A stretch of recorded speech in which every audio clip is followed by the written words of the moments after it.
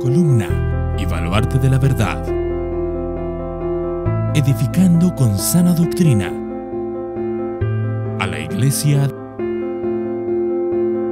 de Cristo.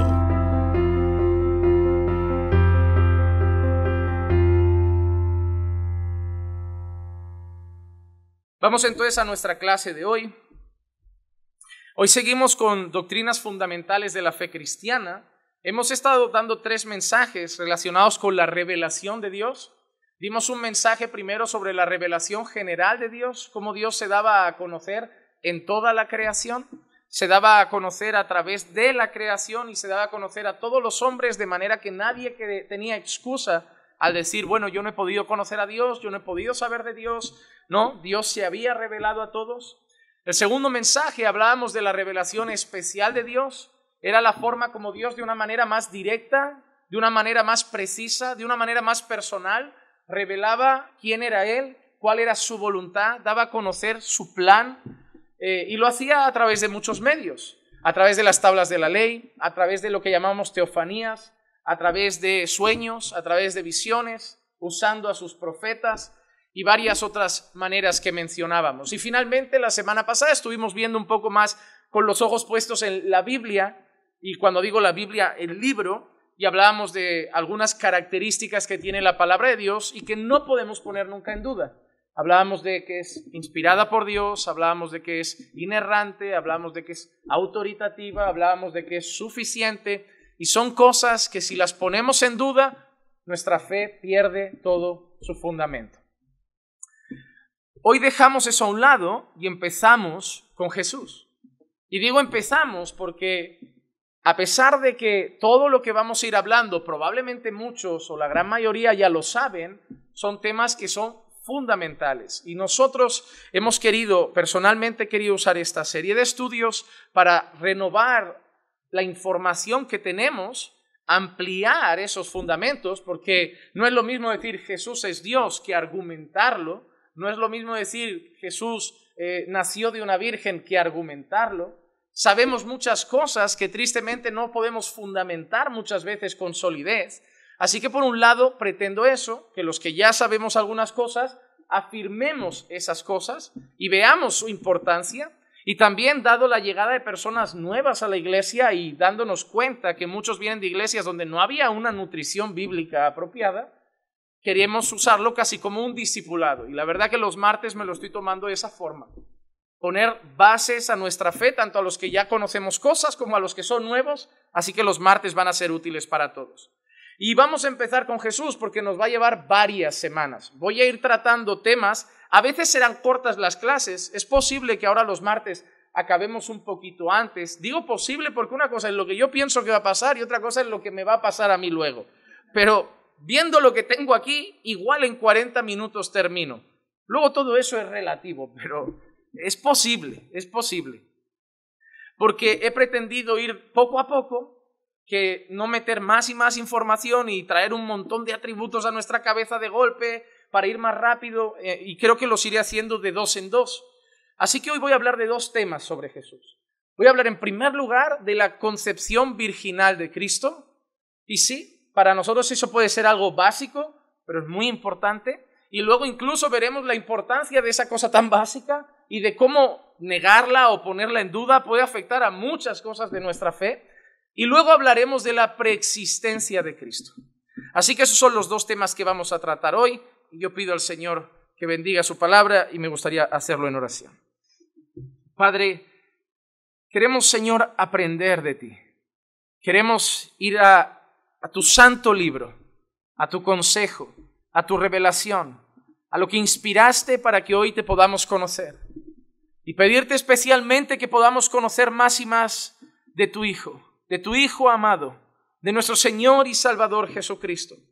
Si hay un tema importante en la Biblia, Señor, es Jesús. Si hay un tema relevante, si hay un tema principal, a donde todo apunta, donde todo es consumado, es Cristo Jesús.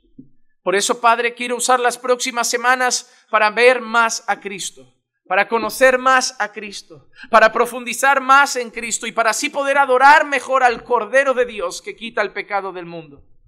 Queremos ver su persona, queremos ver sus atributos, Queremos ver sus obras, queremos ver su poder, queremos ver su humanidad, queremos ver su deidad. Así que, Padre, usa estas clases para que ampliemos nuestro saber de Cristo, para que veamos más de nuestro Salvador, nos apasionemos más por Él, nos admiremos más de su grandeza. Así que háblanos e instrúyenos, Señor, a través de tu palabra. Te lo pido en el nombre de Jesús. Amén, amén y amén. Pues como dije, hermanos, el tema que vamos a estar tratando hoy son dos: la concepción virginal de Jesús y la preexistencia de Jesús. Así que vamos al primero, la concepción virginal de Cristo. Nosotros como cristianos afirmamos que Jesús nació de una virgen. Y eso está en confesiones de fe, eso está en el credo de los apóstoles, en los documentos más antiguos de la iglesia. Algo que recomiendo siempre que la gente pueda procurar y leer. Documentos que la iglesia ha tenido en sus manos cientos, algunos 1000 años. Durante siglos de historia de iglesia, uno de los fundamentos de los credos de la iglesia cristiana es que nuestro Señor y Salvador Jesucristo nació de una virgen. Y es importante que vayamos a la palabra para ver esto, porque lo sabemos. Dentro de unos meses el mundo hace una fiesta. Dentro de un par de meses el mundo estará celebrando una fiesta que gira en torno a ese nacimiento. Sí, la han comercializado mucho. Sí, sabemos que no nació un 25 de diciembre. Sí, sabemos que el origen de la Navidad y sus fechas es pagano. Ya sabemos todo eso. No hace falta que nadie se exaspere ahora. Ya lo sabemos. Pero sabemos que durante un tiempo el mundo, ya sea de manera comercial, pagana o lo que quieran, pero el mundo, al menos en el salón de su casa, va a poner un pesebre, va a poner unas figuras, no sé las motivaciones, pero va a estar ahí. Y yo siempre digo que para mí al menos parece un territorio muy fértil para evangelizar. En un tiempo donde estamos los creyentes más peleando de si la celebramos o no la celebramos, creo que al menos evangelizar es buen momento. Porque no hay otro momento, al menos en España, que durante el año se cante a Jesús en las calles. Y a lo mejor pasas por las calles de Barcelona y se está cantando en un pueblo ateo, en un pueblo que es rebelde y pecaminoso, pero en los altavoces suenan villancicos. Y se canta que nació en un pesebre, que vino al mundo, y yo sé. Y a veces sí, podemos tener cada uno nuestro criterio sobre la fiesta, sobre sus orígenes, sobre su celebración, pero no seamos tan necios de desaprovechar el momento y decirle a la gente: oye, ¿tú sabes qué pasó ahí? No te vengo a decir qué día fue, ni si fue por la noche o por la mañana, ni quiénes eran esos 3 reyes magos, o si eran reyes, o si eran magos, pero ¿quién vino? ¿Quién vino? Lo importante no es cuándo, es quién vino. Entonces, es un terreno fértil para sembrar el evangelio, y espero que Dios nos ayude a sembrar más el evangelio que discordia. Entonces, hermanos, hay una cosa que sí va a estar en las calles en ese tiempo, y sí debe estar en el centro de nuestros corazones, y es que Jesús vino al mundo y nació de una virgen. Esas cosas son importantes por varios motivos. En primer lugar, porque el nacimiento virginal de Jesús era un anuncio mesiánico. Mira lo que dice Isaías capítulo 7 y versículo 14. Por tanto, el Señor mismo os dará una señal. He aquí, una virgen concebirá y dará a luz un hijo, y le pondrá por nombre Emmanuel. ¿Por qué ese pasaje es importante para nosotros? Hermano, porque si Jesús no hubiese cumplido una sola de las indicaciones proféticas sobre el Mesías, no podría ser el Mesías. Cuando nosotros miramos el Antiguo Testamento, está lleno de pasajes que hablan de cómo sería el Mesías, el deseado de las naciones, aquel al que la nación de Israel aguardaba y esperaba, y tristemente, debido a su ceguera espiritual, hasta hoy siguen esperando. Porque para los que no lo sepan, los judíos siguen esperando a su Mesías. Sus ojos están velados, sus ojos están ciegos, no han visto las profecías cumplidas en Jesús con claridad, no han sido destapados sus ojos por obra del Espíritu Santo como lo han sido los nuestros, y siguen cegados, negando a Jesús como Mesías. Y eso es importante, hermano. Ellos tienen las profecías, las conocen desde niños, las estudian en las sinagogas, caminan con rabinos que solo viven para hablarles cómo será el Mesías y no fueron capaces de ver a Jesús. Y nosotros, que no éramos pueblo, que no buscábamos a Dios, que muchos ni una Biblia teníamos a mano, ni mucho menos sabríamos lo que era una profecía, ni mucho menos habríamos escuchado hablar de un tal Mesías, nuestros ojos fueron abiertos. Y entenderemos, como veremos cuando lleguemos no a Jesús, sino a la persona del Espíritu Santo, que la mayor obra o una de las mayores obras que el Espíritu Santo hace en la vida de una persona como nosotros se llama iluminación. Iluminación. Quitar la oscuridad de nuestros ojos que no nos permite ver a Dios y encender la lámpara y decir, ahora veo. Porque no fuimos nosotros por nuestra elocuencia que dijimos, no, realmente es el Mesías. No fuimos nosotros por nuestra capacidad intelectual que dijimos, no, verdaderamente cumple todo y ahora yo creo que Él es el Mesías. No, fue el Espíritu Santo que abrió nuestro entendimiento, que nos dio fe, que nos hizo contemplar a Jesús, que nos hizo creer el Evangelio, así como aquella mujer llamada Lidia que pasaba mientras Pablo estaba hablando a un grupo y el Señor abrió su corazón para que escuchara y pudiera creer lo que Pablo estaba diciendo. Amados hermanos, no estamos aquí por nuestra capacidad de creer, estamos aquí por la iluminación, la salvación, la obra, la regeneración que Dios ha hecho en nosotros por su Espíritu Santo. Así que si nosotros hemos podido creer esta verdad, si nosotros hemos podido reconocer a Jesús, no es porque somos mejores, es porque el Espíritu Santo hizo esa obra. Pero hermanos, es importante saber que el nacimiento virginal de Cristo, la concepción virginal, prefiero decir concepción que nacimiento y luego les digo por qué. Porque Jesús fue concebido de una virgen, pero no nació de una virgen, porque en cuanto Jesús nace, hay algo que cambia en el cuerpo de María. Hay algo que se rompe, hay algo que deja de ser igual. Entonces no concibo, me cuesta expresar el nacimiento virginal. Prefiero expresarlo como la concepción virginal de Cristo. La cosa más importante es que es un anuncio mesiánico. Isaías lo dice: he aquí una virgen concebirá y dará a luz a un hijo y le pondrá por nombre Emmanuel. No es solo Isaías el que anuncia datos sobre el Mesías que se estaba esperando. Pero si hay un profeta que habla del Mesías, si hay un profeta que tiene la categoría de mesiánico y que da más detalles y precisos sobre el Redentor y Mesías del pueblo de Dios, ese es Isaías. Pero todas las profecías que se hacen del Mesías tenían que ser cumplidas en Jesús. Si una sola profecía hubiera sido falible, si una sola profecía no se hubiera cumplido, entonces no podríamos creer que Jesús es el Mesías.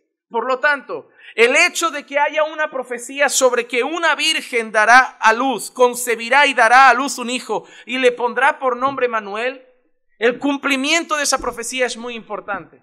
Porque si eso no se hubiera cumplido, Jesús no es el Mesías. Así que cualquier persona que ponga en duda la concepción virginal de Cristo, por lo tanto, automáticamente niega que Jesús es el Mesías.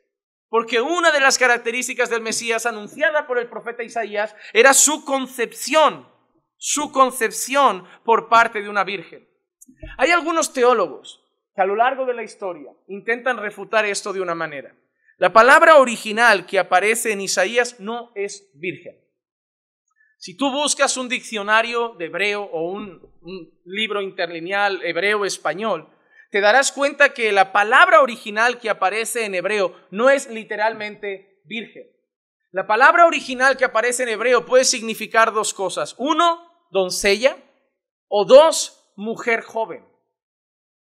Así que muchas personas usan eso para negar el nacimiento, la concepción, virginal de Cristo. Es decir, bueno, no tengo por qué creer en la concepción virginal de Jesús porque lo que Isaías dice es que Él sería concebido de una doncella o de una mujer joven. Y es cierto. Por eso siempre les digo, amados hermanos, que es muy importante conocer los idiomas originales. Porque la misma palabra que sí aparece en el Nuevo Testamento como virgen, en el Antiguo Testamento aparece como doncella o mujer joven. Por eso los idiomas originales nos ayudan a entender con precisión lo que es revelado en las Escrituras. Pero yo aún así afirmaré que era virgen y no simplemente una mujer joven por un hecho. Y es que en el Nuevo Testamento da detalles del estado de María y obviamente afirma su virginidad. Entonces sí, puede ser que Isaías dijera de una doncella, pero María era doncella y era virgen. Otra cosa interesante, en los tiempos de Isaías, en los tiempos que se dio esa profecía, era unido doncella y virgen. Porque para nosotros, mujer joven y virgen, bajo nuestra cultura, ya no va unido. Porque nosotros vivimos en una cultura sexual, en una cultura donde la virginidad no tiene ningún valor, en una cultura donde la pureza íntima de la mujer y del hombre es despreciada, donde la virginidad es causa de mofa, donde una joven llega a la universidad y le dice, bueno, ¿con cuántos años perdiste tú la virginidad? No, yo todavía soy virgen, y se ríen y se burlan. Si tú hoy en España tienes 20 años, 25 años y dices que eres virgen, la gente hará mofa de ti, lo debes saber. Lo que antes era mofa es que llegara una chica con 16 alardeando de no ser virgen. ¿Te has dado cuenta cómo cambian los tiempos? Lo que hoy sería una vergüenza digna de echar a una niña de casa y decir, vete a un pueblo, porque eres una deshonra para la familia. Y lo que antes era valioso, como la pureza de una mujer hasta el matrimonio, la virginidad hasta el matrimonio, ahora, mira, a lo bueno le llaman malo y a lo malo le llaman bueno.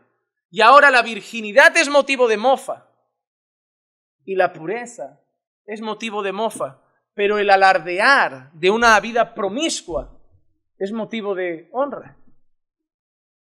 Los hombres alardean de cuántas mujeres han pasado por sus brazos. Las mujeres en este tiempo de libertad en el que se encuentran y ellas quieren ser como los hombres en todo, también lo quieren ser en su promiscuidad y ahora quieren estar con muchos hombres.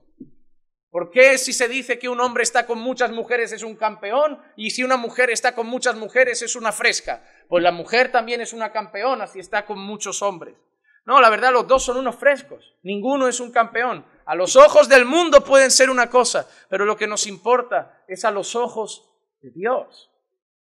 Y déjame decirte algo, joven que estás en esta sala, y es una realidad, y tiene que ser dolorosa. Si no llegas virgen al matrimonio, eso no es agradable a los ojos de Dios. No es agradable. Mantente puro, mantente pura, porque el Señor ama la pureza. Porque el Señor ha reservado la parte más íntima de una relación, que es la intimidad sexual, para el matrimonio, entre un hombre y una mujer, donde solo ellos conocerán esa parte íntima el uno del otro y de nadie más, porque es hasta que la muerte los separe. Eso es lo que Dios desea. Ese es el plan de Dios. Eso es lo que honra a Dios. Eso es lo que permite llegar con ese vestido blanco honroso al altar, felices ante sus ojos. Hoy no, hoy hacemos paripé, hoy hacemos la fiesta, pero jóvenes, si queréis honrar al Señor, cultivad una pureza sexual. Difícil en un mundo como en el que vivimos, pero si Daniel pudo ser fiel en Babilonia, si Jesús pudo ser fiel en el desierto, vosotros también podéis ser fieles en este tiempo. Por el Espíritu de Dios podéis serlo. Así que en primer lugar, el profeta Isaías anuncia que el Mesías sería concebido de una virgen, puede ser una mujer joven, puede ser una doncella, pero como digo, en los tiempos de Isaías, una doncella se suponía que era virgen. Una mujer joven, soltera, se suponía que era virgen, se daba por hecho que era virgen. Si tú lees la ley de Dios, había un susto, una sorpresa, si tú te casabas con una mujer y se descubría que no era virgen, la podías incluso repudiar. Porque dabas por hecho que te casabas con una mujer virgen. Dabas por hecho que esa mujer llegaba pura al matrimonio y según la ley de Dios, si el hombre iba a tener su primer momento de intimidad con su nueva esposa y descubría en ese momento que esa esposa no era virgen, él tenía derecho por la ley de Dios a repudiar a su mujer, a repudiar a su esposa. ¿Te das cuenta el valor de la intimidad, el valor de la virginidad para Dios? Una mujer podía ser repudiada si la noche de boda se descubría que no era virgen. Una mujer podía ser devuelta a sus padres. No la quiero, pero ¿qué te ha hecho? No es pura, no me ha dicho la verdad. Entonces, si Isaías dice eso, aunque la palabra que usa Isaías sea doncella, o aunque la palabra que usa Isaías sea mujer joven, en aquel tiempo la profecía se da en un contexto donde una mujer joven era virgen. Era una mujer sin casar, era una mujer que no había conocido hombre. Por lo tanto, Isaías automáticamente está vinculando esa palabra a la virginidad de esa mujer. Así que Isaías anuncia: el Señor os dará una señal. Una virgen o una doncella, una mujer joven concebirá y dará a luz un hijo y le pondrá por nombre Emmanuel. Pero como digo, Jesús tiene que cumplir todos esos requisitos y es entonces Mateo el que afirma la condición virginal de María. Mateo capítulo 1, versículos 18 al 20. Mateo capítulo 1. Versículos 18 al 20. Y el nacimiento de Jesucristo fue como sigue. Estando su madre María desposada con José, mira lo que dice ahora. Hasta ahí podemos decir, vale, una joven, una doncella, pero ya desposada, está en una situación de desposorio con José. Pero mira lo que dice Mateo. Antes de que se consumara el matrimonio. Antes de que se consumara el matrimonio. Se halló que había concebido por obra del Espíritu Santo. Mateo afirma el cumplimiento de la profecía de Isaías en Jesús al decir que María, estando desposada con José, antes de que se consumara el matrimonio, y eso es importante, antes de que se consumara el matrimonio, se halló que había concebido por obra del Espíritu Santo. Y José, su marido, siendo un hombre justo y no queriendo difamarla, quiso abandonarla en secreto. Pero mientras pensaba en esto, he aquí que se le apareció en sueños un ángel del Señor diciendo: José, hijo de David, no temas recibir a María tu mujer, porque el niño que se ha engendrado en ella es del Espíritu Santo. Qué bonita realmente la actitud de José. Porque José podría haber hecho ¿qué? Según la ley. Acabado con la vida de María. Porque María podría gritar mucho que eso era obra del Espíritu Santo, pero te aseguro que si José llega allí y monta un lío y anuncia que está embarazada, rápidamente iban a acabar con esa situación.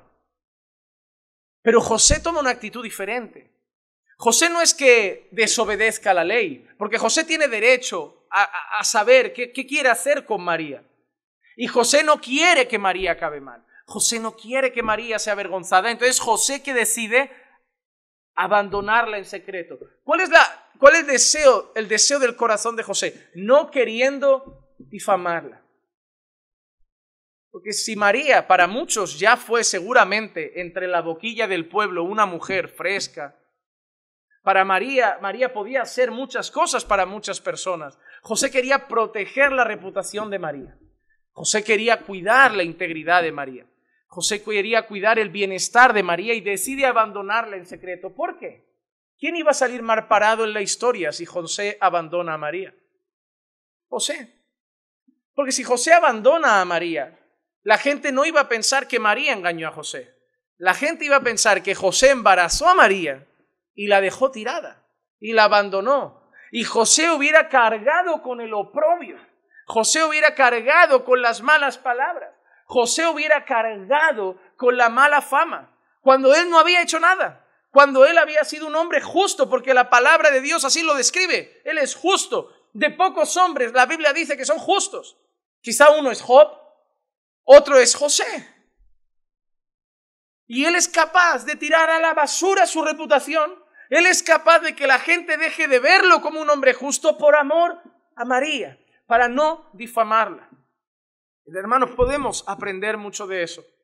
Cada vez que nos apetezca comentar algo de nuestro esposo con otra persona, cada vez que nos apetezca comentar algo de nuestra esposa con otra persona, podríamos aprender un poquito de José. No querer difamar a quien debemos amar, y no querer difamar a quien debemos proteger, y no querer difamar a quien deberíamos cuidar su integridad. Es más, deberíamos preferir salir nosotros mal parados, por cuidar la integridad de esa persona. Eso es importante, amados hermanos.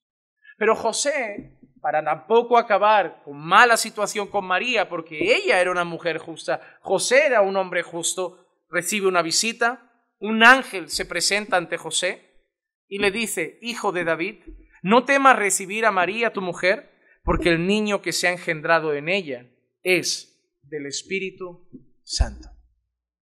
Ya vamos montando un puzzle.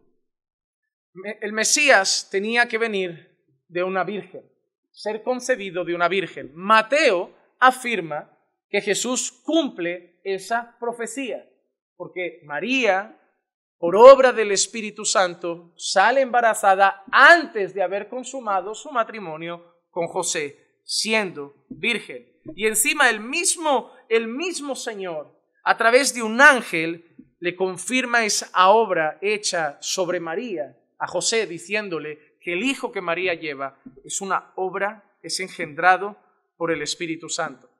Así que Jesús, el profeta Isaías, anuncia que nacería de una doncella o de una virgen o de una mujer joven. Mateo afirma que Jesús efectivamente nace de María, una mujer que quedó embarazada por obra del Espíritu Santo antes de consumar su matrimonio con José. Pero querría decir una cosita más, también en Mateo 1, y es que la virginidad de María no fue perpetua, porque es ahí donde nosotros, los evangélicos, nos desmarcamos de los católicos. La Iglesia Católica Romana afirma que la virginidad de María fue para siempre. Y tú dirás, es que los argumentos que suelen usar son muy flojos, porque hay un texto que incluso habla de los hermanos de Jesús. Menciona a los hermanos de Jesús. Pero normalmente los católicos dicen que esos hermanos los pudo tener José con otra mujer, porque en aquel tiempo eso no era descabellado. Pero mira lo que dice Mateo capítulo 1, el versículo 24 y el versículo 25. Y cuando despertó José del sueño, hizo como el ángel del Señor le había mandado, y tomó consigo a su mujer. Pero mira la frase de ahora. Y la conservó virgen hasta que dio a luz un hijo, y le puso por nombre Jesús. No la conservó virgen para siempre. La conservó virgen hasta que dio a luz un hijo. Ya está. Ese argumento, más los hijos que aparecen, los hermanos que aparecen de Jesús posteriormente, nos afirman que la virginidad de María en ninguna parte de la Escritura es perpetua. María no aparece ascendiendo a los cielos como aparece Jesús ascendiendo al cielo. María no aparece como que tuvo una virginidad perpetua. María aparece como una mujer piadosa, bendecida y bienaventurada, porque ella fue el vaso escogido por Dios para que en ella fuera concebido del Espíritu Santo el Mesías, el Salvador, el Redentor, el Hijo de Dios se encarnara. Y eso la hizo dichosa entre todas las mujeres. Y eso es verdad. Una mujer piadosa, nadie puede discutirlo. Una mujer valiente para aceptar el desafío de tener un hijo, obra del Espíritu Santo, con todo lo que eso podría conllevar y llevarlo hacia adelante por fidelidad a Dios. Una mujer santa, una mujer fiel, una mujer además entregada a su Señor y Salvador, Jesucristo. Porque después de que todos corrieran, María estuvo hasta el final. María fue de las muy pocas personas que estuvo a los pies de la cruz. Hombres salieron corriendo, valientes hombretones se marcharon, pero María estuvo ahí. Pero a pesar de todas esas virtudes de María, hay que afirmar algo. No fue perpetuamente virgen, no ascendió a los cielos. Y María, en una ocasión, se dirige a Jesús y habla de Jesús como su Salvador. Y eso significa que como todos los seres humanos de la faz de la tierra, más allá de que María haya sido dichosa y escogida por Dios con ese propósito, María necesitaba un Redentor como todos los demás. Eso no es despreciar a María, Eso no es ofender a María, eso es poner a María en su debido lugar. Una mujer ejemplar, una mujer piadosa, una mujer con muchas virtudes dignas de imitar, una mujer bendecida con el privilegio de poder concebir al Hijo de Dios que se encarnó por obra del Espíritu Santo, una mujer que acompañó a Jesús en los peores momentos y fue fiel a Jesús todo el tiempo en su ministerio y vida, pero que como todo israelita, que como todo gentil, necesitaba un Salvador. Así que María no solo dio a luz un hijo, María dio a luz a su Salvador. María dio a luz a su Redentor. Y eso no es despreciarla. Eso es que solo hay un mediador entre Dios y los hombres. Y es Cristo Jesús hombre. María no ruega por nosotros. María no es la madre de la iglesia. María no es nuestra madre. María no es la que atiende nuestras oraciones. No oramos en el nombre de María. No oramos a María, pero respetamos a María. Y sabemos, y estoy convencido, de que en la eternidad en gloria estaremos junto a María.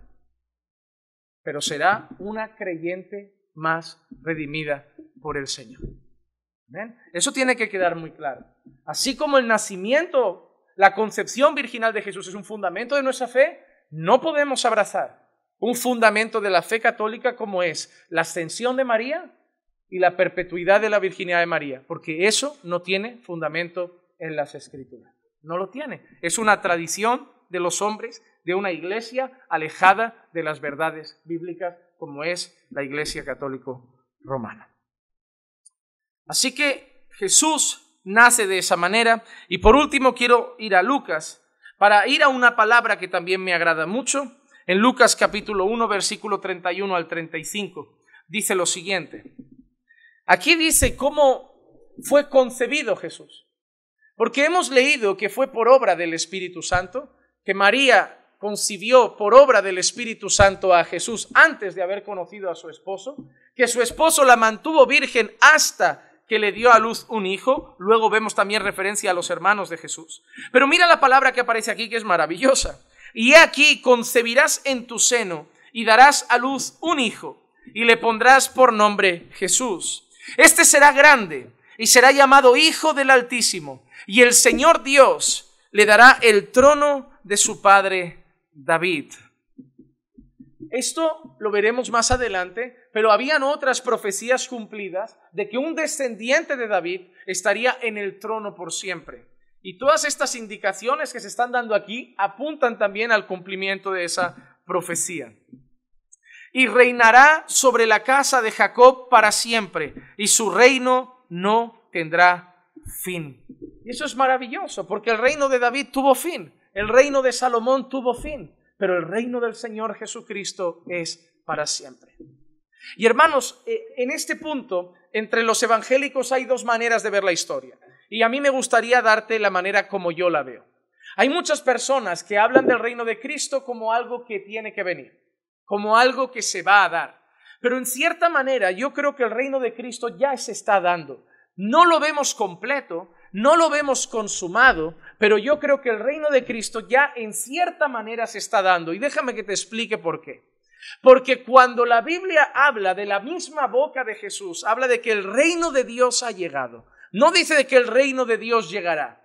Habla de que el reino de Dios ha llegado. Es decir, Jesús no vino siendo un príncipe que mañana se convertirá en rey. Jesús ya vino como rey. No fue tratado como rey. Fue despreciado. Fue rechazado. Pero Jesús ya estableció su reino.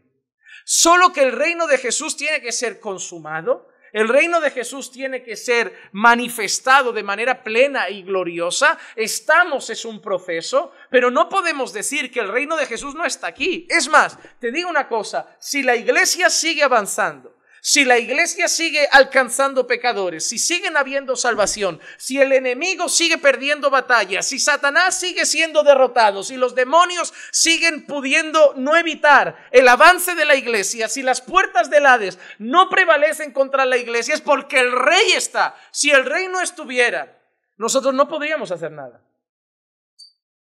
¿Por qué se perturbaban los demonios cuando llegaba Jesús? Has venido antes de hora. ¿Por qué? Ha venido el rey.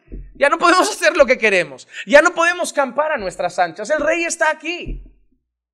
Antes las tinieblas parece que podían hacer lo que les daba la real gana, pero cuando llegaba Jesús, ¿cuál era la pregunta? ¿Por qué nos vienes a perturbar?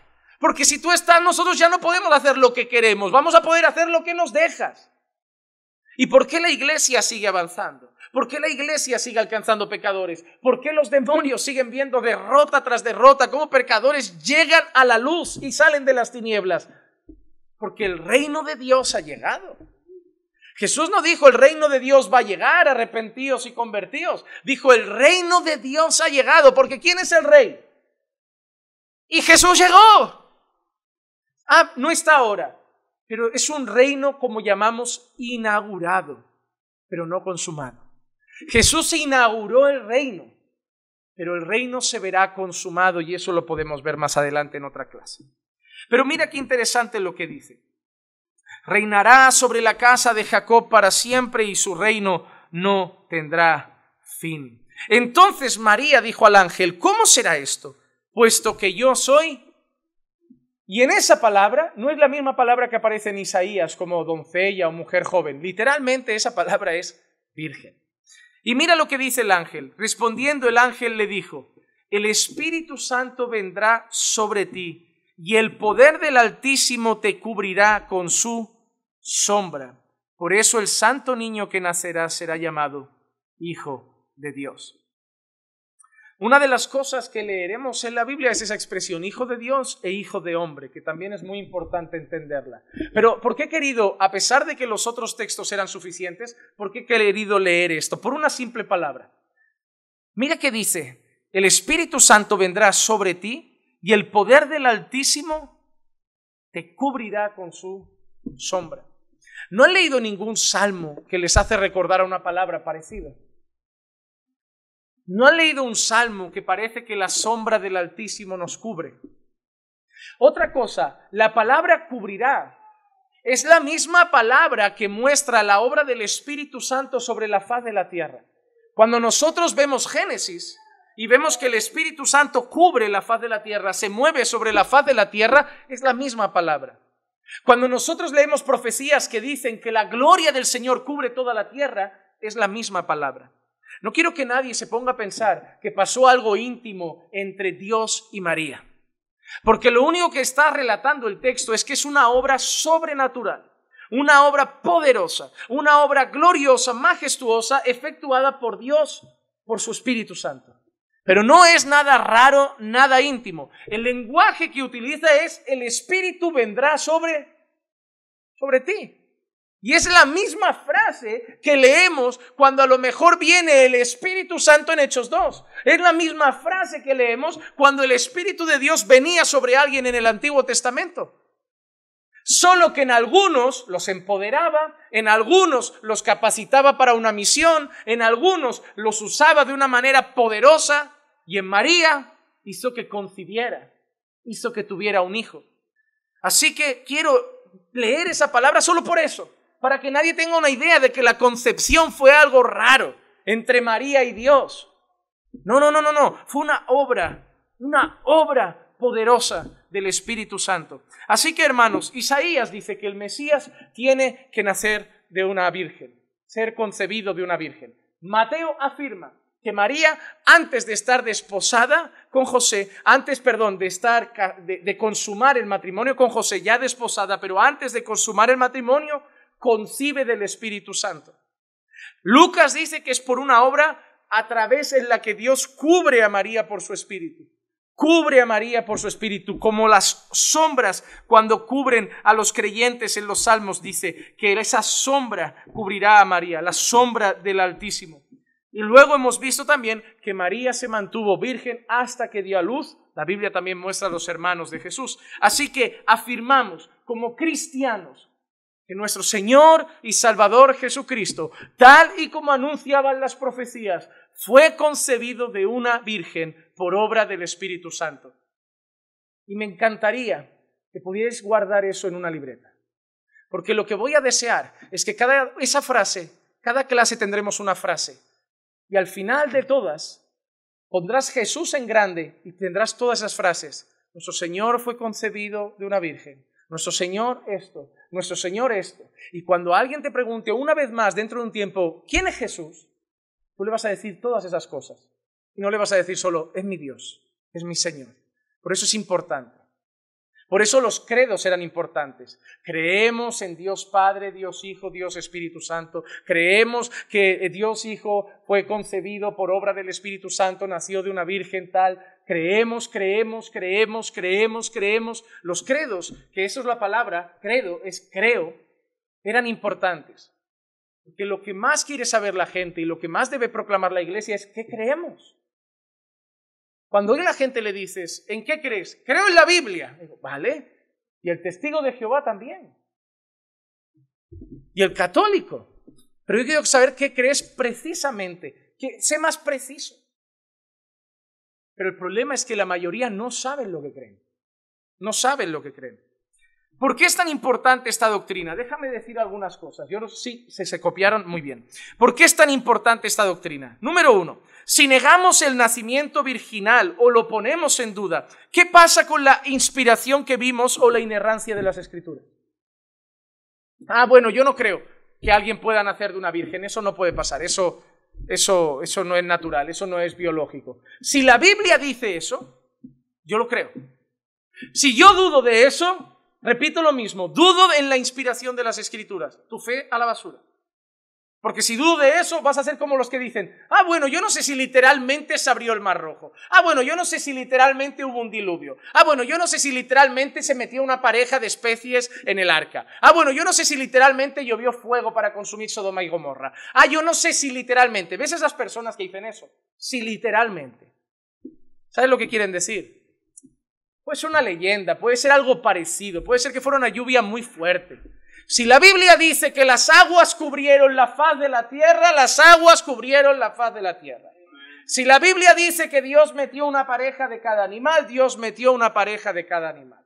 Si la Biblia dice que Jesús nació de María y que María no había conocido a José antes de que naciera Jesús, Jesús nació de María antes de que conociera a José. Porque yo no pongo en duda la inspiración de las Escrituras.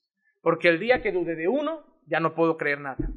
¿Qué pasa con el resto de milagros que giran en torno a la persona de Cristo?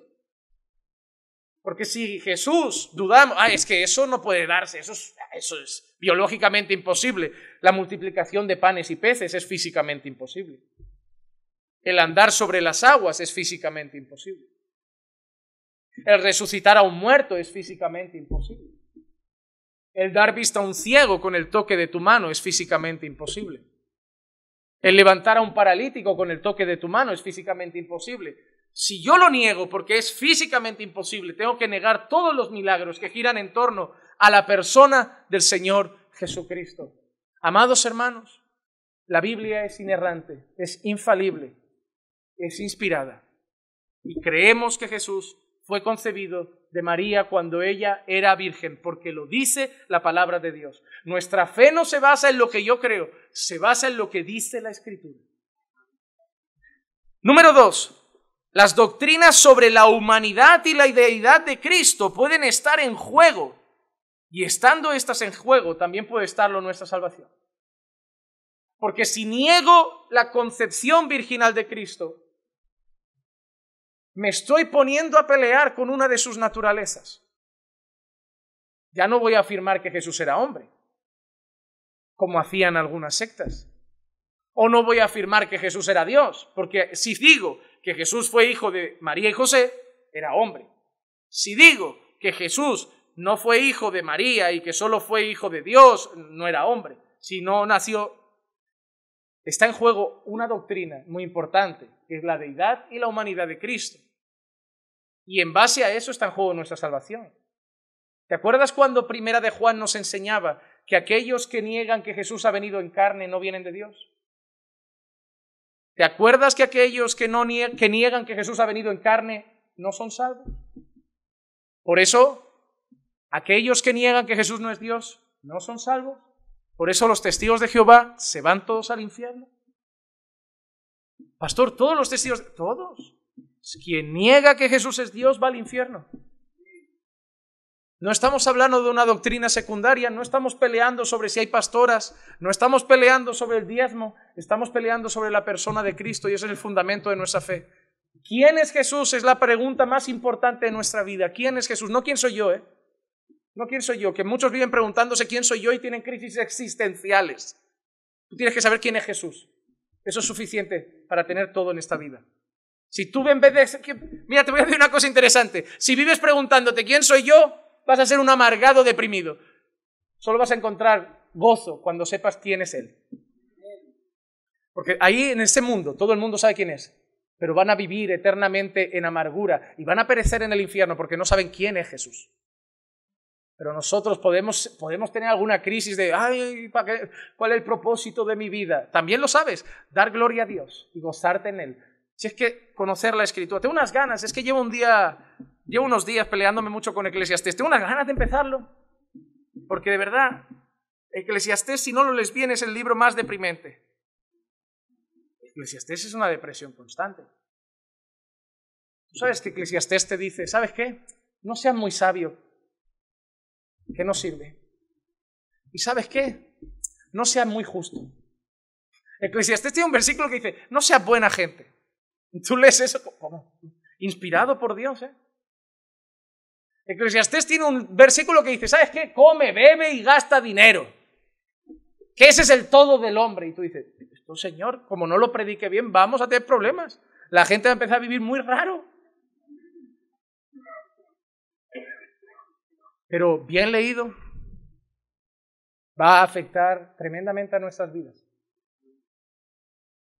Porque yo creo que mucha gente, y de verdad, una cosa que leía a Eclesiastés, ya decía yo que hoy no iba a ser más corto. Yo solo estoy con la concepción virginal y me quedan 20 minutos, pero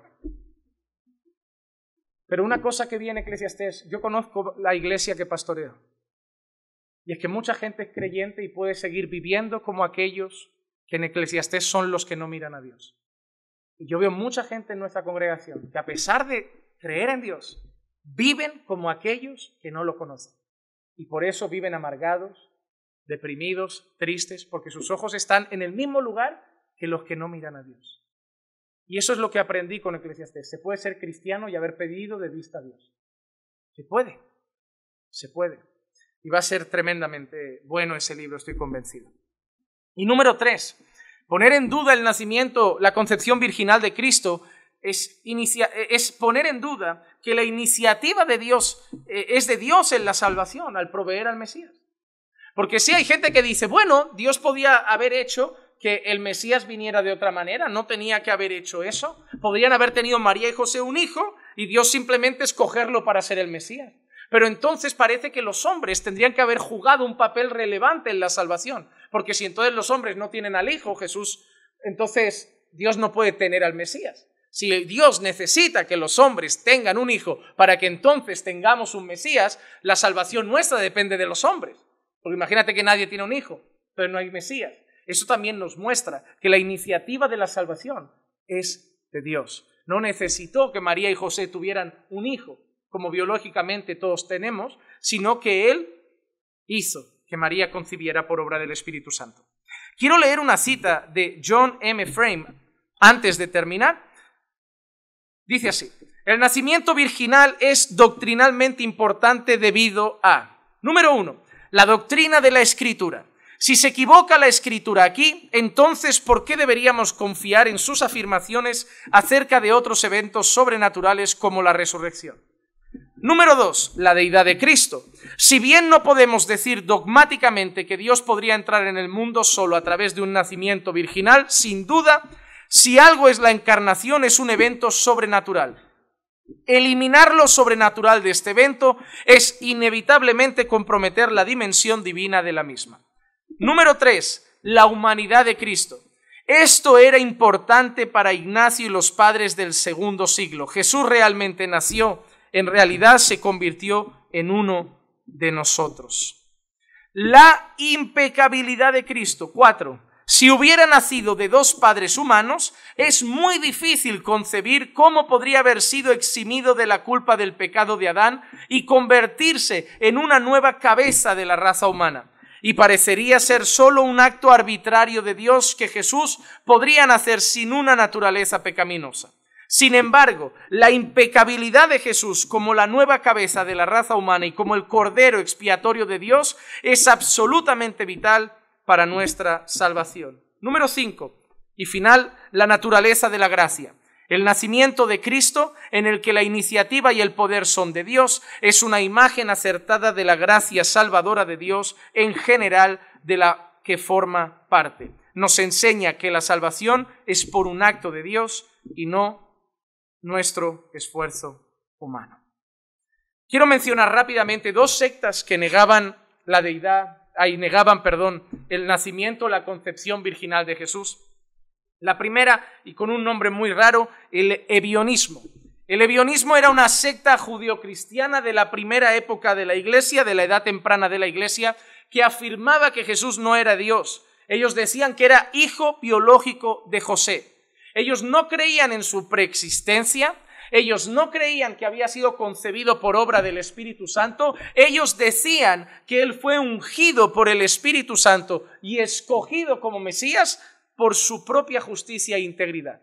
El ebionismo, que no podía concebir que el Salvador fuera humano, que Jesús fuera Dios, esa secta lo que enseñaba es que como Jesús fue íntegro y Jesús fue justo, Dios lo escogió para ser el Mesías y lo empoderó por su Santo Espíritu, pero que él no fue obra del Espíritu Santo. Y número 2, y los que más pelearon con la Iglesia, sobre todo en los primeros siglos, el gnosticismo. Una de las sectas más prominentes durante el cristianismo primitivo, consideraban que lo divino y lo físico no podían coexistir, ya que lo material en esencia era malo. Afirmaban que Jesús solo tenía apariencia de hombre, no creyendo que pudiera poseer una naturaleza humana, plenamente siendo nacido de mujer. Así que eran dos sectas de aquel entonces que negaban que Jesús hubiera sido concebido de una virgen. Y hasta hoy siguen presentes. Y rápidamente vamos a pasar al segundo punto, va a ser muy rápido, la preexistencia de Cristo. Quiero empezar con otra cita de Greg Lanier, que dice así: la preexistencia se refiere a la existencia real, personal, preencarnada de la segunda persona del Dios Trino, antes de tomar carne. Es una parte fundamental de la confesión cristiana ortodoxa que el Hijo es completamente Dios. Cristo no se hizo divino en algún momento, pero siempre lo ha sido.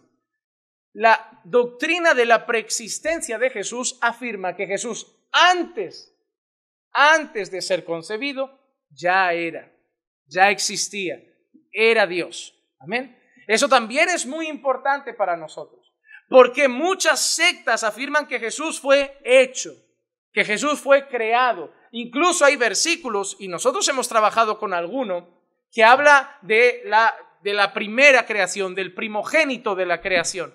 Y lo suelen torcer de manera que es como, Jesús fue la primera cosa que Dios creó, la primera persona que Dios creó, el primer ser que Dios creó. Pero no es lo que esos textos literalmente quieren enseñar. El tema de la preexistencia de Jesús es afirmar que antes de que Jesús viniera al mundo, Jesús ya era y era totalmente divino. Jesús no fue creado, Jesús no empieza su existencia al ser concebido de María. Jesús ya era, es la segunda persona de la Trinidad, totalmente divino. Vamos a ver rápidamente algunos puntos y voy a ir rápido porque en el libro de Hebreos especialmente tratamos mucho eso.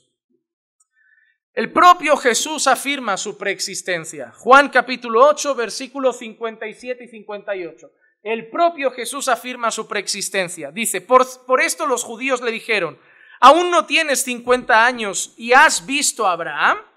Jesús les dijo, en verdad os digo, antes que Abraham naciera, yo soy. Mira esa manera de contestar. Antes que Abraham naciera, yo soy. Los judíos le están diciendo, ¿cómo puede ser que tú conozcas a Abraham si no tienes ni 50 años? Abraham ya ha muerto hace muchísimo tiempo. Y mira la respuesta de Jesús. Antes de que Abraham naciera, yo soy. Y esa expresión te debe sonar muy familiar. Porque en una ocasión alguien le dice, ¿y quién les digo que me envía? ¿Y en nombre de quién voy? El yo soy me enviado. El yo soy me enviado. Jesús, de manera contundente, usa la misma expresión que utiliza Dios al presentarse a los israelitas. Lo que Jesús está diciendo con esa afirmación es que el yo soy también aplica para él. Él es Dios. Él es Dios. Por eso él dice, antes de que Abraham naciera, yo soy. Yo soy. Juan afirma también esto con mucha contundencia en el inicio de su carta. La carta que más, miren, uno de los textos que más han tenido que torcer en su traducción prostituida a los testigos de Jehová es esta. Es esta, la han tenido que cambiar muchísimo. Cuando un testigo de Jehová te diga, pero es que tu Biblia es diferente, la mía dice la verdad, dile, ¿sabes qué? Ni la tuya ni la mía. Vamos a coger un interlineal griego. Vamos al texto original en griego. Tú dile eso. Dile, vamos al texto original griego. Ni al tuyo en castellano ni al mío en castellano. Vamos al original griego. Y el griego afirma esto. Juan 1, del 1 al 3 dice, en el principio existía el verbo, el logos, y el verbo estaba con Dios.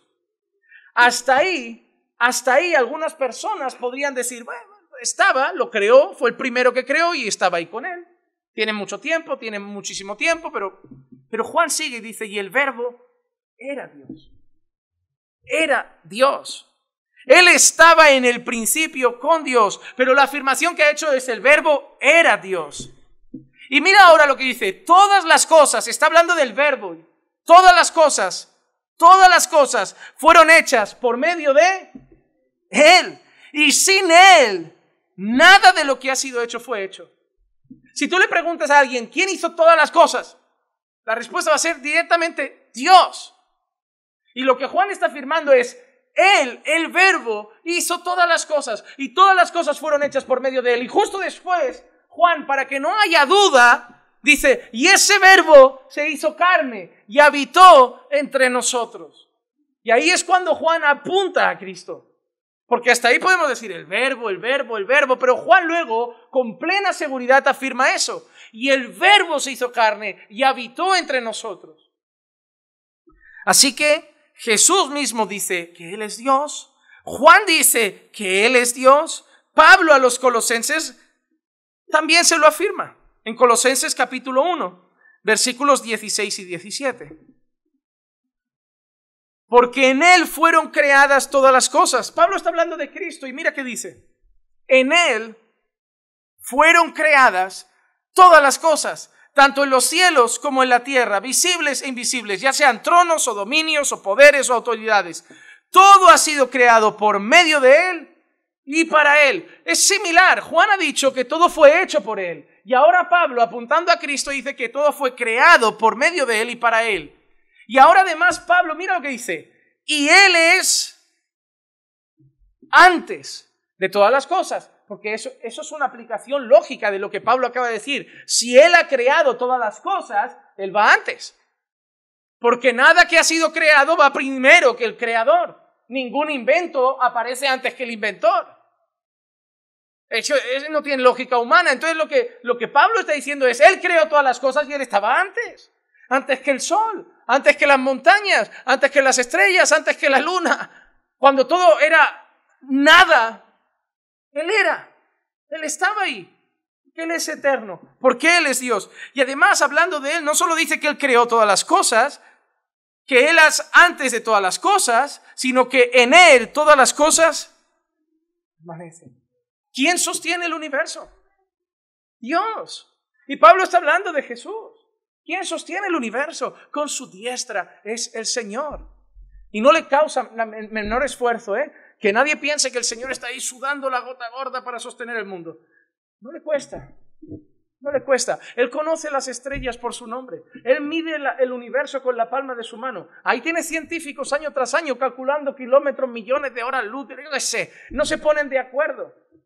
Y la Biblia dice que Él con la palma de su mano ya te dice cuánto mide el universo. Él lo hizo. Él lo diseñó. Pero es que aquí está hablando de Jesús. Él está hablando de Dios. Y está hablando de Jesús. Conclusión, Jesús es Dios. Pero esto no es solo algo del Nuevo Testamento. El propio Miqueas, capítulo 5, versículos 1 y 2, mira qué interesante. Agrúpate ahora en tropas, hija de guerreros. Han puesto sitio contra nosotros. Con una vara herirán en la mejilla al juez de Israel. Pero tú, Belén Efrata, aunque eres pequeña entre las familias de Judá, de ti me saldrá el que ha de ser gobernante en Israel. Esa profecía, ¿a quién apunta?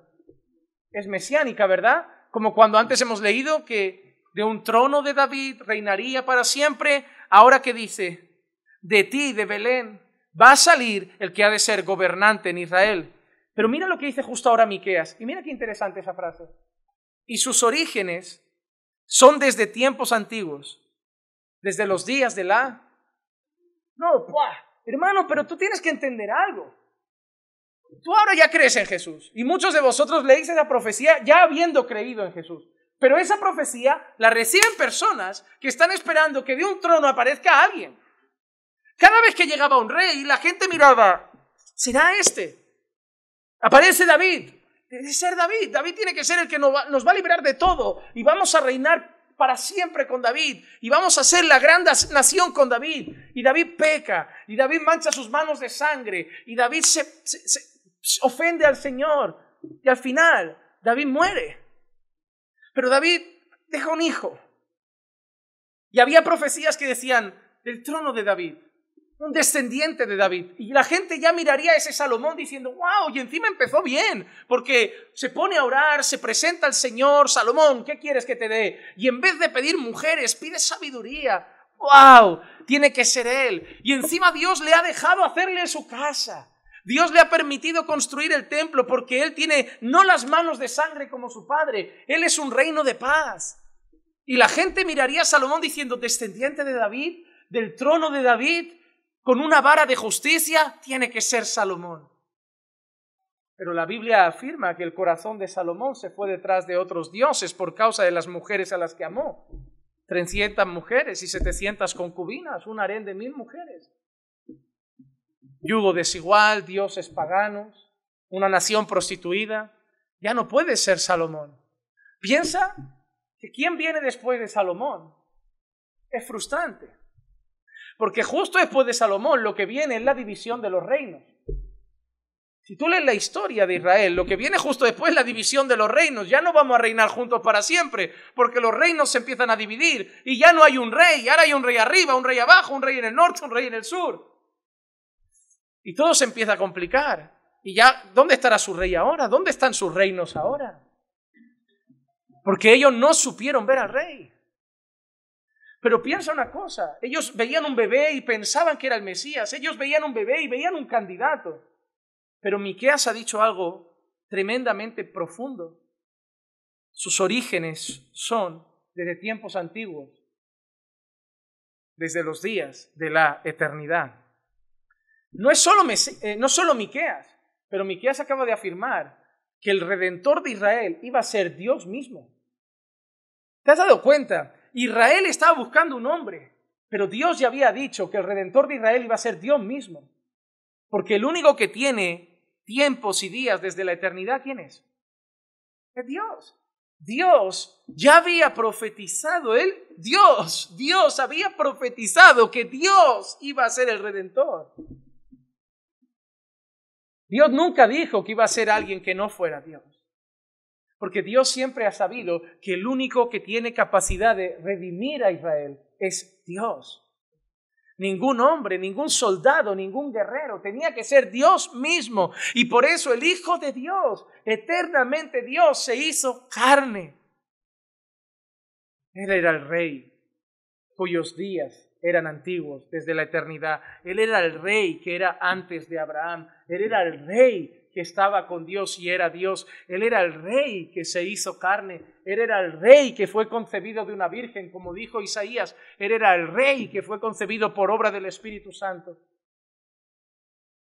María llevó en su vientre a un hombre y María llevó en su vientre al Hijo de Dios, al que era mucho más antiguo que María, al que era de días eternos en el seno, en su vientre. Y eso es glorioso. Y eso es glorioso. Y el último libro de la Biblia, Apocalipsis capítulo 1, versículo 8, la revelación de Jesucristo a Juan, mira cómo se presenta. Yo soy el Alfa y la Omega, dice el Señor, el que es, el que era y el que ha de venir, el Todopoderoso. Así que hoy apunta algo que dices, bueno, no hay nada nuevo, ya lo sabía, pero nunca está de más recordarlo. Que cuando alguien me pregunte, ¿en quién crees? Yo creo en Jesucristo. ¿Quién es Jesucristo? ¿Un carpintero de Belén? ¿El hijo de un carpintero de Nazaret? No. Jesucristo es el eterno de días, el que era antes de Abraham, el que estaba con Dios y era Dios, el que fue concebido de una virgen por obra del Espíritu Santo sin necesidad de un varón. Él es mi Señor y Salvador, el que descendería del trono de David, el que reinaría por siempre, el gobernante de Israel, el redentor de gentiles y judíos que pusieran su fe en Él. Ese es nuestro Señor, concebido de una virgen y existente desde la eternidad, totalmente hombre, totalmente Dios. Esta es la primera clase sobre Jesús. Nos esperan muy buenas clases. Vamos a orar. Padre, te damos muchas gracias por la enseñanza de hoy. Gracias por recordarnos verdades tan importantes sobre nuestro Señor y Salvador Jesucristo. Ayúdanos a afirmar nuestra fe en esas verdades, no simplemente decirlas, sino ahora poder ir con palabra y afirmarlas para aquellos que las pongan en duda. Poder ir a cualquiera que dude de la deidad de Jesús y decir, escrito está. Poder ir a cualquiera que dude de la concepción virginal de Cristo y decir, escrito está. Para que nuestra fe no esté basada en la tradición de los hombres, para que nuestra fe no esté basada en la doctrina de los hombres, para que nuestra fe esté basada en lo que está escrito en tu palabra, inspirada, suficiente, autoritativa, infalible, inerrante. Pon nuestra fe en tu palabra y arraiga esas verdades en nuestro corazón. Llévanos con bien a nuestras casas, acompáñanos con bien a nuestros hogares, guíanos junto a nuestras familias y dales a todos mis hermanos, danos a todos una noche de descanso, porque descansamos en aquel que es eterno de días. Descansamos en Jesús. Gracias, Padre, por todo. En el nombre de Jesús te lo pedimos. Amén. Amén.